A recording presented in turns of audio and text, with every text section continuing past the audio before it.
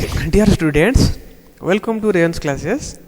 आज आम नहीं आसचु दशम श्रेणी परीक्षा पिलांग पई लाइफ साइंस रो किछि प्रश्न एवं दीर्घ उत्तरमूलक प्रश्न उत्तर विषय नियंत्रण और समन्वय विषय आसतु देखिबा। प्रथम प्रश्नटी कौन अछि? एक नंबर प्रश्न, वृद्धि स्वतंत्र चलन कहले कौन बुझ किंबा लाजकुलतार देखा जाउतिबा उद्दीपना और चलन किपरि संगठित हुए वर्णना कर।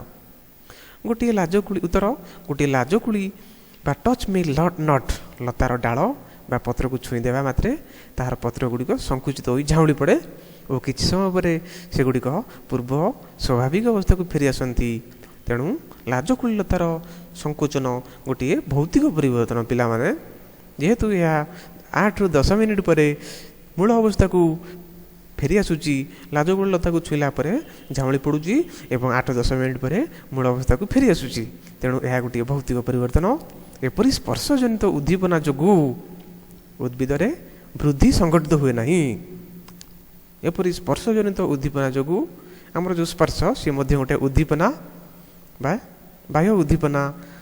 एपरी स्पर्शजनित उद्दीपना जोगु उद्भिदरे वृद्धि संगठित हुए नहीं। एणु अनुक्रियाटी खूब शीघ्र प्रदर्शित होता है। जो झाउली जीवाटा बा जो आम श्रिंक करुच्ची बा लाजकुलता जो झाउली पड़ुची से जो अनुक्रियाटी खूब शीघ्र प्रदर्शित होता है। एथिपाई उद्भिदटी छुईंथिबा स्थानर कोषरु अन्य गोटे कोष को रसस्फीति द्वारा संवाद प्रेरित हुए। पिला माने आमे लाजकुलतार जो अंश को छुँचु से अंश कोष भीतर रसधानी रे जो जल रही आमे छुईला फल से अंश चाप अधिका पड़ुची, जहाँ फल से अंश कोष भितर जो रसधानी नामक गोटे अंगिका रही ता मध्य जल आउ गोटे कोष को स्थानांतरित होउची। तेणु प्रथम कोष रे जलर अभाव होउची एवं द्वितीय कोष पुनश्च परवर्ती कोष को जल प्रवाहित करोची एवं द्वितीय कोष रे जलर अभाव घटुची। सेहीपरि तृतीय कोष चतुर्थ कोष पाखकू एवं चतुर्थ कोष पंचम कोष पाखकू यही प्रक्रिया जारी रहुची, जहाँ फल अन्य लाजकुलताटी झाउली पड़ुची। जेहेतु जलर अभाव रोची कोषर रसधानी रे जलर अभाव रोथिबारु ताहा किछि समय पे झाउली जाउची। क्रमशः अन्य पत्र गुड़िकरे संकोचन जनित रासायनिक गति प्रवेश करे। जेमिति कोषरु कोषकू जल प्रवाहित होउची, सेहीपरि पत्ररु गोटे पत्ररु आ गोटे पत्र को, सेही पत्ररु आ गोटे पत्र को, सेही पत्ररु आ गोटे पत्र को संकोचन जनित रासायनिक गति प्रवेश करे और सेगुड़िक सबू झाउली पड़े। तेणु स्पर्शजनित बाह्य उद्दीपना जोगु पिला माने स्पर्श मध्य गोटे बाह्य उद्दीपना बा एक्सटर्नाल स्टिमुली। तेणु स्पर्शजनित बाह्य उद्दीपना जोगु उद्भिद कोष रे द्रुत रासायनिक परिवर्तन गति को अंतर्कुंचन गति कहा जाए।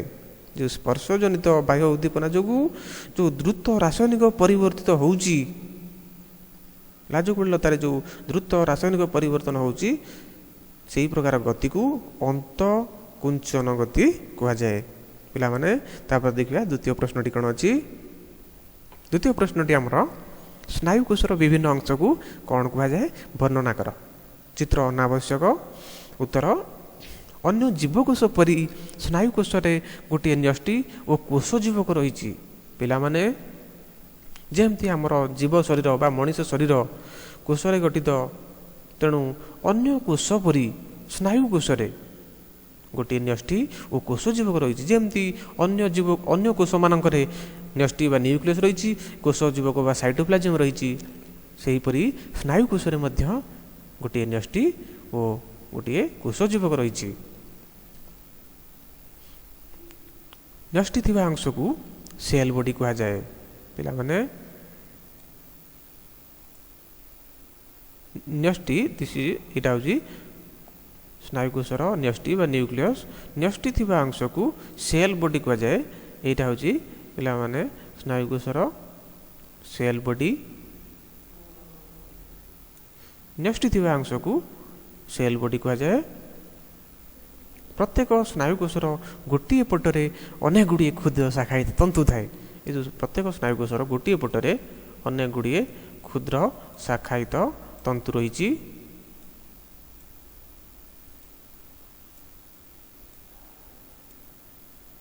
प्रत्येक स्नायुकोशर गोटे पटरे अनेक गुड़िए क्षुद्र शाखायित तंतु रही है।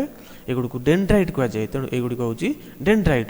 डेंड्राइट रो ठीक विपरीत पटरे सेल बॉडी रू एक लंबा एक्शन बाहरी थाए। डेंड्राइट रो ठीक विपरीत पटरे डेंड्राइट रो ठीक विपरीत पटरे स्नायुकोशर गोटे लंबा एक्शन बाहरी थाए। यहाँ हूँ एक्शन। सेल बॉडी रो जो स्थान एक्शन बाहरी थाए से स्थान को एक्शन हाइलॉक कह जाए। तेणु सेल बॉडी रो ए अंश एक्शन बाहरला। तेणु ए अंश को कहती एक्शन हाइलॉक। एक्शन शेष भाग विभाजित होई टेलोडेंड्रिया सृष्टि होता। एक्शन शेष भाग विभाजित होइकरी टेलोडेंड्रिया सृष्टि करथांती। ये जो टेलोडेंड्रिया टेलोडेंड्रिया रो अग्रभाग स्फीत होई एंड नर्व तैयारी होता है। ये जो टेलोडेंड्रिया है टेलोडेंड्रिया रो अग्रभाग स्फीत होइकरी एंड नर्व सृष्टि करथांती। एंड नर्व मध्य अनेक गुड़िए सिनाप्टिक वेसिकल थांती। ये जो एंड नर्व मध्य अनेक गुड़िए सिनाप्टिक वेसिकल थांती जहाँ मध्य तेणु जो एंड नर्व ता मध्य अनेक गुड़िए सिनाप्टिक वेसिकल थांती। से सिनाप्टिक वेसिकल भितर एसिटिल कोलिन भली न्यूरो ट्रांसमिटर थाए। पिला माने आमर ये जो से आमर वेसिकल सिनाप्टिक वेसिकल ता भितर एसिटिलिन कोलिन परी न्यूरो ट्रांसमिटर थाए। न्यूरो ट्रांसमिटर होउची आम शरीर केमिकल मेसेंजर बा रासायनिक दूत जार काम होउची गोटे स्नायुकोशरू आ गोटे स्नायुकोश को संवाद प्रेरण करवा किंबा गोटे स्नायुकोशरू मांसपेशी को संवाद प्रेरण करवा। एक्शन मध्य थिबा कोश जीवक को एक्सोप्लाज्म कह जाए। ये जो एक्शन मध्य थिबा कोश जीवक को एक्सोप्लाज्म कह जाए। सेहीपरि एक्शन यार एक्शन ने थिबा कोश झिल्ली को एक्सोलेमा कह जाए। ये एक्शन ने थिबा कोश झिल्ली को जेमती सब कोश रे कोश झिल्ली रहउची सेमती एक्शन ने थिबा कोश झिल्ली को एक्सोलेमा कह जाए। गोटे स्नायुकोश रे थिबा एक्शन शाखायुक्त शेष भाग। तेणु पिला माने गोटे स्नायुकोश रे थिबा एक्शन शाखायुक्त शेष भाग आउ गोटे स्नायुकोशर डेंड्राइट गुड़िकर अति निकट थाए। तेणु पिला माने गोटे स्नायुकोशर एक्शन शाखायुक्त शेष भाग आउ गोटे स्नायुकोशर डेंड्राइट अति निकटतर होता है। यही संयोग स्थान को सिनाप्स कह जाए। तेणु पिला माने गोटे स्नायुकोशर एक्शन एवं आउ गोटे स्नायुकोशर डेंड्राइट मिलन स्थान को सिनाप्स कह जाए। पिला माने आमे तुम जानथिबो स्नायुकोश बा नर्व सेल होची आम शरीर सबुठु बड़ कोश। तेणु यह स्नायुकोशर स्ट्रक्चर बा गठन। तापर चलो जानिबा यार तृतीय प्रश्नटी।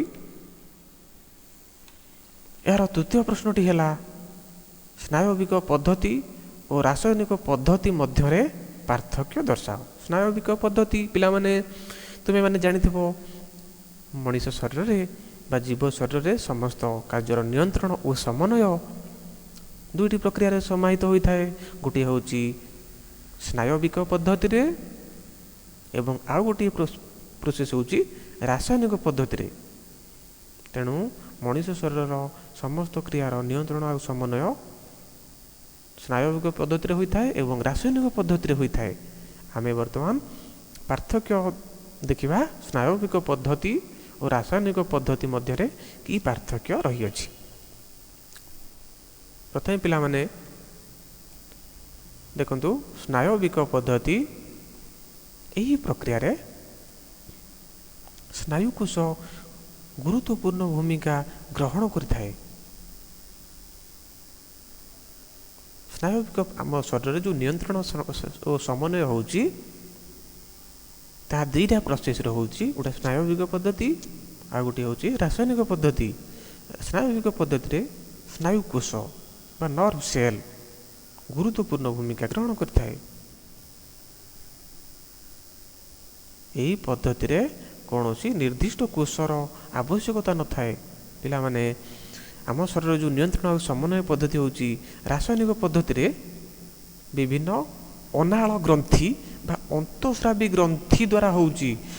ଅନାଳ ଗ୍ରନ୍ଥି ମାନେ ବା ଅନାଳ ଗ୍ରନ୍ଥି ବା ଅନ୍ତଃସ୍ରାବୀ ଗ୍ରନ୍ଥି କହିଲେ କ'ଣ ବୁଝ ନା, ଅନାଳ ଗ୍ରନ୍ଥି ବା ଅନ୍ତଃସ୍ରାବୀ ଗ୍ରନ୍ଥି ଗୁଡ଼ିକରୁ ହର୍ମୋନ୍ କ୍ଷରିତ ହୋଇଥାଏ ଏବଂ ଯେଉଁଗୁଡ଼ିକ ଡାଇରେକ୍ଟଲି ବା ସିଧାସଳଖ ଭାବରେ ରକ୍ତରେ ମିଶିକିରି ବିଭିନ୍ନ କାର୍ଯ୍ୟର ନିୟନ୍ତ୍ରଣ ଆଉ ସମନ୍ୱୟ କରିଥାଏ। ତେଣୁ ସ୍ନାୟବିକ ପଦ୍ଧତିର ମୁଖ୍ୟ ଭୂମିକା ଗ୍ରହଣ କରିଥାଏ ସ୍ନାୟୁ, କିନ୍ତୁ ରାସାୟନିକ ପଦ୍ଧତିରେ କୌଣସି କୋଷର ଆବଶ୍ୟକତା ନଥାଏ। କେବଳ ଅନାଳ ଗ୍ରନ୍ଥି ବା ଅନ୍ତଃସ୍ରାବୀ ଗ୍ରନ୍ଥିରୁ ଯେଉଁ ହର୍ମୋନ୍ ଗୁଡ଼ିକ କ୍ଷରିତ ହୋଇଥାଏ ସେଗୁଡ଼ିକ ସିଧାସଳଖ ଭାବରେ ରକ୍ତରେ ମିଶିକିରି ବିଭିନ୍ନ ନିୟନ୍ତ୍ରଣ ଆଉ ସମନ୍ୱୟ କାର୍ଯ୍ୟ କରାଇଥାନ୍ତି। ଦ୍ୱିତୀୟ ପଏଣ୍ଟ ହେଲା, ଏହି ପଦ୍ଧତିରେ ସ୍ନାୟୁକୋଷ ମାଧ୍ୟମରେ ଖବର ବିଦ୍ୟୁତ୍ ରାସାୟନିକ କ୍ରିୟା ଦ୍ୱାରା ସଞ୍ଚାରିତ ହୁଏ। ପିଲାମାନେ ସ୍ନାୟବିକ ପଦ୍ଧତିରେ ସ୍ନାୟୁକୋଷ ମାଧ୍ୟମରେ ଖବର ବିଦ୍ୟୁତ୍ ରାସାୟନିକ କ୍ରିୟା ଦ୍ୱାରା ସଞ୍ଚାରିତ ହୁଏ। ଆମକୁ ଗୋଟିଏ ଜାଗାରେ ମଶା କି ପିମ୍ପୁଡ଼ି କାମୁଡ଼ିଲେ ସ୍ନାୟୁକୋଷ ଯେଉଁ ବାହ୍ୟ ଉଦ୍ଦୀପନା, ଯେଉଁ ମଶା କାମୁଡ଼ୁ ବା ପିମ୍ପୁଡ଼ିଟି କାମୁଡ଼ୁ, ସେଇ ବାହ୍ୟ ଉଦ୍ଦୀପନା ହେଉଛି ମଶା କାମୁଡ଼ିବା ବା ପିମ୍ପୁଡ଼ି କାମୁଡ଼ିବା।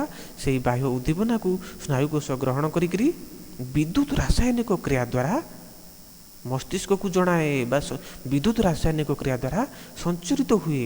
ବିଦ୍ୟୁତ୍ ବେଗରେ ଯେଉଁ ଖବରଟି ବା ବାହ୍ୟ ଉଦ୍ଦୀପନାଟି ବିଦ୍ୟୁତ୍ ବେଗରେ ମସ୍ତିଷ୍କକୁ ସଞ୍ଚରିତ ହୋଇଥାଏ ଏବଂ କିଛି ରାସାୟନିକ ପଦାର୍ଥ ମଧ୍ୟ କ୍ଷରିତ ହୋଇଥାଏ, ଯେମିତି ଆମର ନ୍ୟୁରୋ ଟ୍ରାନ୍ସମିଟର। ତେଣୁ କୌଣସି ସ୍ଥାନର ଆମ ଶରୀରରେ କୌଣସି ବାହ୍ୟ ଉଦ୍ଦୀପନା ବିଦ୍ୟୁତ୍ ରାସାୟନିକ କ୍ରିୟା ଦ୍ୱାରା ମସ୍ତିଷ୍କକୁ ସଞ୍ଚରିତ ହୋଇଥାଏ। ଏହି ପଦ୍ଧତିରେ ରାସାୟନିକ ପଦ୍ଧତି ବିଷୟରେ ଦେଖନ୍ତୁ। ଦ୍ୱିତୀୟ ପଏଣ୍ଟ, ଏହି ପଦ୍ଧତିରେ ଅନ୍ତଃସ୍ରାବୀ ଗ୍ରନ୍ଥିରୁ କ୍ଷରିତ ବିଭିନ୍ନ ହର୍ମୋନ୍ ଦ୍ୱାରା ବାର୍ତ୍ତା ପ୍ରସାରିତ ହୁଏ। ଯେଉଁ ଆମର ଅନ୍ତଃସ୍ରାବୀ ଗ୍ରନ୍ଥି ରହିଛି, ମସ୍ତିଷ୍କରେ ରହିଛି ପିଟ୍ୟୁଟାରୀ ଗ୍ରନ୍ଥି, ଆମର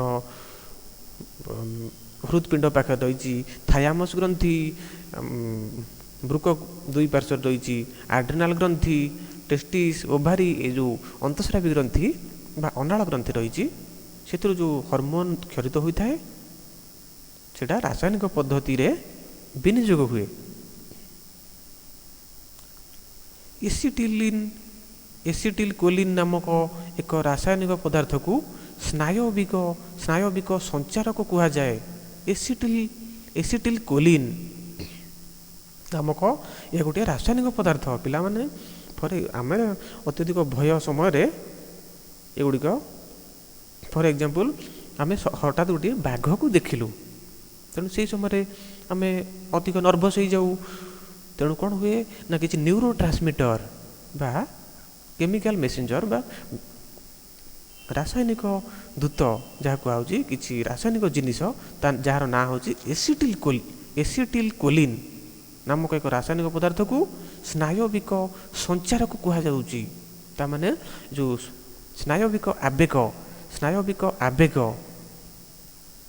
ମସ୍ତିଷ୍କ ପର୍ଯ୍ୟନ୍ତ ପହଞ୍ଚୁଛି, ତାକୁ କିଏ ଟ୍ରାନ୍ସମିଟ୍ କରୁଛି? ଟ୍ରାନ୍ସମିଟ୍ କରିବା ପାଇଁ ଏସିଟିଲ୍ କୋଲିନ୍।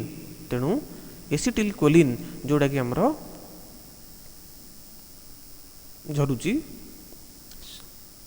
ଏସିଟିଲ୍ କୋଲିନ୍ ନାମକ ଏକ ରାସାୟନିକ ପଦାର୍ଥକୁ ସ୍ନାୟବିକ ସଞ୍ଚାରକ କୁହାଯାଏ। ତାମାନେ ଏଇ ଯେଉଁ ଏସିଟିଲ୍ କୋଲିନ୍ ଯେଉଁଟାକି ରାସାୟନିକ ପଦାର୍ଥ, ଏସିଟିଲ୍ କୋଲିନ୍ ସ୍ନାୟବିକ ଆବେଗକୁ ମସ୍ତିଷ୍କ ପର୍ଯ୍ୟନ୍ତ ନେଇଯାଉଛି।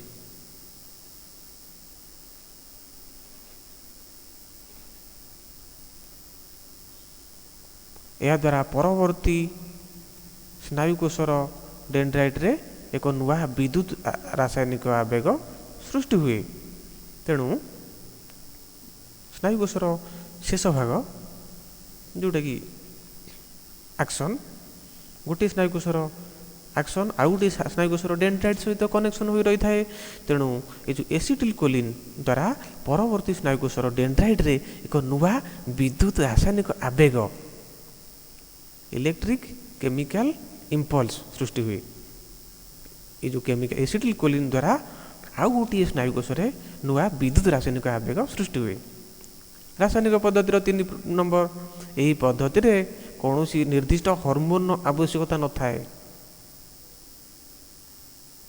यही पद्धति रे कौन सी निर्दिष्ट हार्मोन आवश्यकता न थाए। यही समय विभिन्न हार्मोन विभिन्न स्थान को जाई निर्दिष्ट अंग बा टिश्यू कार्य करिथाए। हार्मोन रक्त माध्यम रे विभिन्न स्थान को जाई थाए। तेणु जो रासायनिक पद्धति रे नियंत्रण और समन्वय केमिति होउची, यही पद्धति रे निर्दिष्ट हार्मोन आवश्यकता थाए। ये जो न थाए नुह पिला माने यही पद्धति रे कौन निर्दिष्ट हार्मोन आवश्यकता थाए। आमर जो रासायनिक ग्रंथि जो हार्मोन क्षरित होउची से हार्मोन गुड़िक विभिन्न स्थान को जाई निर्दिष्ट अंग बा टिश्यू रे कार्य करिथाए। हार्मोन रक्त माध्यम रे विभिन्न स्थान को जाइथाए। स्नायविक पद्धति रे कार्य तुरंत संपादित होता है। पिला माने तुमे माने जानिल स्नायविक पद्धति रे कार्य तुरंत संपादित होता है। गोटे आमर गोटे पादरे कंटा फुटीगला, तेणु ये जो कंटा फुटिवा स्नायविक आवेगटी अति शीघ्र मस्तिष्क को पहुँची थाए एवं मस्तिष्क द्वारा मोटर नर्व बा कार्यकारी अंग को केते शीघ्र प्रभावित होता है। तेणु स्नायविक पद्धति रे कार्य तुरंत संपादित होता है। कंटाटा फुटिवा एवं गोड़टा आम गोड़े कंटा फुटिवा एवं गोड़ को आम ऊपर को उठाई देवा केते शीघ्र कार्यटी हो संपादित केते शीघ्र कार्यटी संपादित होउची। किंतु रासायनिक पद्धति रे कार्य मंथर भावे होता है। रासायनिक पद्धति रे कार्यटी मंथर भावे होता है। आमर जमती पिट्यूटरी ग्लैंड बा पिट्यूटरी ग्रंथि आमर ग्रोथ हार्मोन क्षरित हुए। ग्रोथ हार्मोन अधिका जदि हम धीरे धीरे धीरे धीरे धीरे धीरे सेटा आमर जिगांटिजिम छोट पिला मानकटारे जिगांटिजिम जदि पिट्यूटरी ग्लैंड रु ग्रोथ हार्मोन क्षरण हवा कमी जीवो पिला मानकटारे ड्वार्फिजिम रोग होता है। किंतु सेटा धीरे धीरे होता है, एते हठात ही न थाए। जेमती स्नायविक पद्धति रे कार्य तुरंत संपादित होता है, रासायनिक पद्धति रे कार्य मंथर भाव में होता है। पिला माने यह थिला स्नायविक पद्धति और रासायनिक पद्धति मध्य रे पार्थक्य। तापर देखिबा 4 नंबर प्रश्न।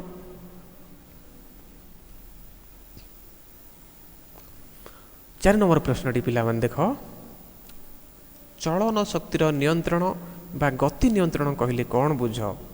चलन शक्तिर नियंत्रण बा गति नियंत्रण कहले कौन बुझ, उदाहरण माध्यम रे बुझाओ।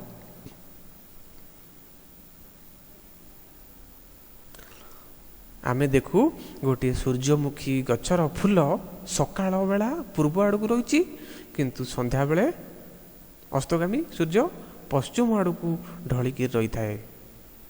आमे देखू कौन ना गोटे सूर्यमुखी गछर फूल सकाळ बेला पूर्व आड़ को थिबा बेले संध्या बेले पश्चिम आड़ को ढली रही थाए। सेहीपरि गोटे मंजीर गजा को लक्ष्य कले आमे देखिपारिबा ताहार भाबी कांड आलोकमुखी हुई माटीर ऊपर को बाहरला बेले ताहार भाबी मूल विपरीत मुखी हुई माटी तल को चली जाए।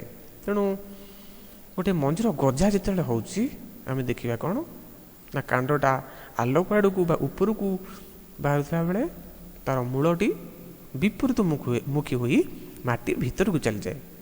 ऊपर दुईटी उदाहरण को अनुधान कले आमे जानी परिबा जे प्रथमटी रे संपृक्त उद्भिदर ବୃଦ୍ଧି ନ ଘଟୁଥିବା ବେଳେ ଯେଉଁ ପ୍ରଥମଟିରେ ଆମର ସୂର୍ଯ୍ୟମୁଖୀ ଫୁଲଟି ଯେଉଁ ସୂର୍ଯ୍ୟଙ୍କ ଆଡ଼କୁ ଢଳିକି ରହୁଛି ସେଥିରେ କୌଣସି ପ୍ରକାର ବୃଦ୍ଧି ହେଉନି। ପ୍ରଥମଟିରେ ଯେଉଁ ସୂର୍ଯ୍ୟମୁଖୀ ଫୁଲ କ୍ଷେତ୍ରରେ ଆମେ କ'ଣ ଦେଖିଲେ ନା ଉଦ୍ଭିଦର ବୃଦ୍ଧି ହେଉନି, କିନ୍ତୁ ଦ୍ୱିତୀୟଟିରେ ବୃଦ୍ଧି ହୋଇଛି। ଆମର ମଞ୍ଜିର ଗଜା ଯେଉଁ ବଢ଼ୁଛି ଏବଂ ତା ମୂଳଟା ତଳକୁ ବଢ଼ୁଛି ଏବଂ କାଣ୍ଡଟା ଉପରକୁ ବଢ଼ୁଛି, ତେଣୁ ଆମେ ଦେଖିଲେ ଦ୍ୱିତୀୟଟିରେ ବୃଦ୍ଧି ହେଉଛି। ସାଧାରଣତଃ ଉଦ୍ଭିଦ ଗୁଡ଼ିକ ଆପାତତଃ ଗୋଟିଏ ସ୍ଥାନରେ ସ୍ଥିର ହୋଇ ବଢ଼ୁଥିଲେ ସୁଦ୍ଧା ସେଗୁଡ଼ିକରେ ଚଳନ କାର୍ଯ୍ୟ ସର୍ବଦା ଜାରି ରହିଥାଏ। ଚଳନ ବା ଲୋକୋମୋସନ୍ ଗତି ସବୁବେଳେ ଜାରି ରହିଥାଏ। ଉଦ୍ଭିଦ ଗୁଡ଼ିକ ଆପାତତଃ ଗୋଟିଏ ସ୍ଥାନରେ ସ୍ଥିର ବୋଲି ଆମକୁ ଜଣାପଡ଼ୁଛି, କିନ୍ତୁ ସେଗୁଡ଼ିକରେ ଚଳନ କାର୍ଯ୍ୟ ସର୍ବଦା ଜାରି ରହୁଛି। ସେହି ଅନୁସାରେ ଗୋଟିଏ ପ୍ରକାର ଚଳନ ପ୍ରକ୍ରିୟା ବୃଦ୍ଧି ନିର୍ଭରଶୀଳ। ଗୋଟିଏ ପ୍ରକାର ଚଳନ ବୃଦ୍ଧି ଉପରେ ନିର୍ଭର କରୁଛି, ଅନ୍ୟଟି ବୃଦ୍ଧିଠାରୁ ସ୍ୱତନ୍ତ୍ର। ଏ ଯେଉଁ ଚଳନଟା ହେଲା ଦୁଇ ପ୍ରକାର ଚଳନ ରହୁଛି, ଗୋଟିଏ ବୃଦ୍ଧି ଉପରେ ନିର୍ଭର କରୁଛି, ଆଉ ଗୋଟିଏ ହେଉଛି ବୃଦ୍ଧିଠାରୁ ସ୍ୱତନ୍ତ୍ର ବା ବୃଦ୍ଧି ଉପରେ ନିର୍ଭର କରୁନି। ଉଦ୍ଭିଦରେ ମୁଖ୍ୟତଃ ଦୁଇ ପ୍ରକାର ଚଳନ ଦେଖାଯାଏ, ଗୋଟା ବୃଦ୍ଧି ନିର୍ଭରଶୀଳ ଚଳନ ଆଉ ଗୋଟିଏ ବୃଦ୍ଧି ସ୍ୱତନ୍ତ୍ର ଚଳନ। ବୃଦ୍ଧି ନିର୍ଭରଶୀଳ ଚଳନରେ ବାହ୍ୟ ଉଦ୍ଦୀପନାର ପ୍ରଭାବରେ ବୃଦ୍ଧି ଘଟୁଥିବା ବେଳେ ଆମର ବୃଦ୍ଧି ନିର୍ଭରଶୀଳ ଚଳନ ଆମର ଯେଉଁ 2 ନମ୍ବର ପଏଣ୍ଟରେ ଦେଖିଲେ ମଞ୍ଜିର ଗଜାଟି ଯେତେବେଳେ ବଢ଼ୁଛି ତାର କାଣ୍ଡଟା ଉପର ଆଡ଼କୁ ବଢ଼ୁଛି, ଯେହେତୁ ଆଲୋକଟା ଅଛି ଆଲୋକ ପ୍ରଭାବରେ ସିଏ ଯେଉଁ କାଣ୍ଡଟା ଆଲୋକର ପ୍ରଭାବରେ ଆଲୋକ ଆଡ଼କୁ ବୃଦ୍ଧି ହେଉଛି। ସେହିପରି ବୃଦ୍ଧି ନିର୍ଭରଶୀଳ ଚଳନରେ ବାହ୍ୟ ଉଦ୍ଦୀପନାର ପ୍ରଭାବରେ ବୃଦ୍ଧି ଘଟୁଛି। ତାମାନେ ଏଠି ବାହ୍ୟ ଉଦ୍ଦୀପନା କିଏ ନା ଆଲୋକ, କାଣ୍ଡଟା ଆଲୋକ ଆଡ଼କୁ ବଢ଼ୁଛି। ବୃଦ୍ଧି ସ୍ୱତନ୍ତ୍ର ଚଳନରେ ବାହ୍ୟ ଉଦ୍ଦୀପନାର ପ୍ରଭାବରେ ଉଦ୍ଭିଦ କୋଷରେ ଦ୍ରୁତ ରାସାୟନିକ ପରିବର୍ତ୍ତନ ଘଟିଥାଏ। ତେଣୁ ବୃଦ୍ଧି ସ୍ୱତନ୍ତ୍ର ଚଳନରେ କ'ଣ ହେଉଛି ନା ବାହ୍ୟ ଉଦ୍ଦୀପନାର ପ୍ରଭାବରେ ଉଦ୍ଭିଦ କୋଷରେ ରାସାୟନିକ ପରିବର୍ତ୍ତନ ଘଟୁଛି, ମାତ୍ର କୌଣସି ବୃଦ୍ଧି ସଂଘଟିତ ହୋଇନଥାଏ।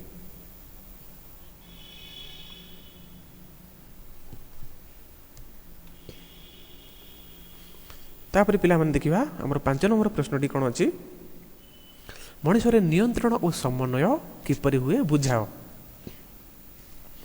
ମଣିଷରେ ନିୟନ୍ତ୍ରଣ ଓ ସମନ୍ୱୟ କିପରି ହୁଏ ବୁଝାଅ।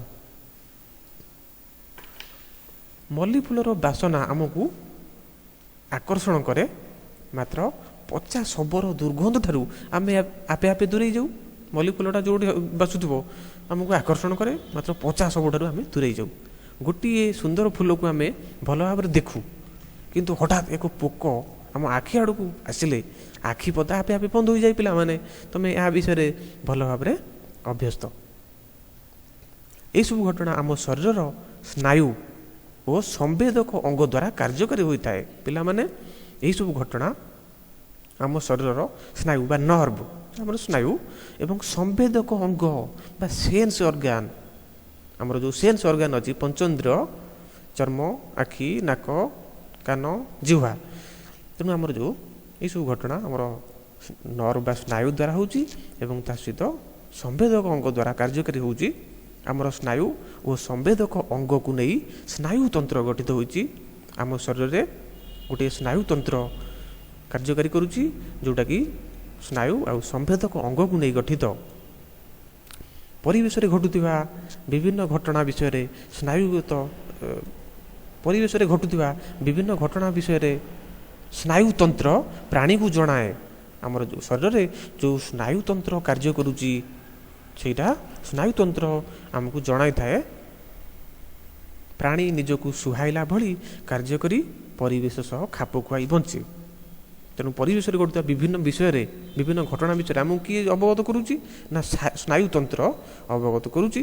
ପ୍ରାଣୀ ନିଜକୁ ସୁହାଇଲା ଭଳି କାର୍ଯ୍ୟ କରି ପରିବେଶ ଖାପ ଖୁଆଇ ବଞ୍ଚେ।